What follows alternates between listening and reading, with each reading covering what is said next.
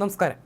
പറഞ്ഞാൽ അനുസരിക്കാത്ത താൽക്കാലിക വൈസ് ചാൻസലർമാർക്ക് പകരക്കാരെ കണ്ടെത്താൻ രാജ്ഭവൻ നീക്കം തുടങ്ങി. ഇതിനുവേണ്ടി പേര് വിവരങ്ങളിൽ അന്വേഷണം തുടങ്ങിയിട്ടുണ്ട്.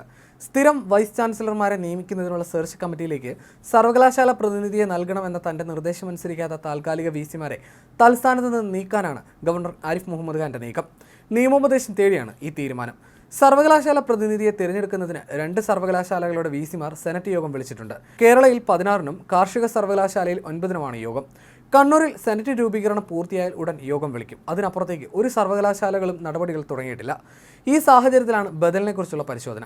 നിയമസഭ പാസാക്കിയ ബില്ലിനൊപ്പം നിൽക്കുന്നവരാണ് ബാക്കി വിസിമാർ. ഗവർണർ ആ ബില്ല് രാഷ്ട്രപതിയുടെ പരിഗണനയ്ക്ക് അയച്ചു. അതിൽ തീരുമാനം വൈകും. അതുവരെ വിഷയത്തിൽ ഇടപെടാനാണ് ഗവർണറുടെ തീരുമാനം. സർവകലാശാലയുടെ പ്രതിനിധിയെ നൽകണമെന്ന് കേരള, MG, കുസാറ്റ്, കണ്ണൂർ, മലയാളം, സാങ്കേതിക, കാർഷിക, ഫിഷറീസ് സർവകലാശാലകളുടെ താൽക്കാലിക വിസിമാരോടാണ് ഗവർണർ ആവശ്യപ്പെട്ടത്. 29-ന് മുൻപ് യോഗം വിളിച്ച് പ്രതിനിധിയുടെ പേര് നൽകണം. അതിനുള്ള നടപടി സ്വീകരിക്കുന്നില്ലെങ്കിൽ സുപ്രീം കോടതി, ഹൈക്കോടതി വിധികളുടെ അടിസ്ഥാനത്തിൽ ഗവർണർ സ്വന്തമായി സെർച്ച് കമ്മിറ്റി രൂപീകരിച്ച് VC നിയമനവുമായി മുന്നോട്ട് പോകും. ഇതിനൊപ്പം താൽക്കാലിക വിസിമാരെ മാറ്റുകയും ചെയ്യും. അവരെയും വിസിമാരായി പരിഗണിക്കില്ല. പട്ടിക കൊടുക്കുന്നവർ പിണറായി സർക്കാരിന് മുന്നിൽ ശത്രുക്കളാകും. ഇതുകൊണ്ടാണ് അവർ പട്ടിക നൽകാത്തത്. കേരള സർവകലാശാല VC നിയമനം പരിഗണിച്ച ഹൈക്കോടതി 1 മാസത്തിനുള്ളിൽ സെനറ്റ് കൂടി സെർച്ച് കമ്മിറ്റിയിലേക്കുള്ള പ്രതിനിധിയെ നൽകണമെന്ന് വിധിച്ചിട്ട് മാസങ്ങളായി.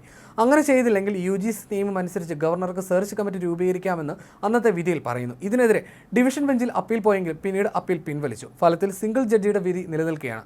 അതുകൊണ്ട് തന്നെ നടപടിയെടുക്കാമെന്നാണ് രാജ്ഭവന് കിട്ടിയ നിയമോപദേശം. സെർച്ച് കമ്മിറ്റി അംഗങ്ങളുടെ എണ്ണം വർദ്ധിപ്പിച്ച് നിയമസഭ പാസാക്കിയ ബിൽ രാഷ്ട്രപതിയുടെ പരിഗണനയ്ക്ക് വിട്ടിരിക്കുകയാണ്.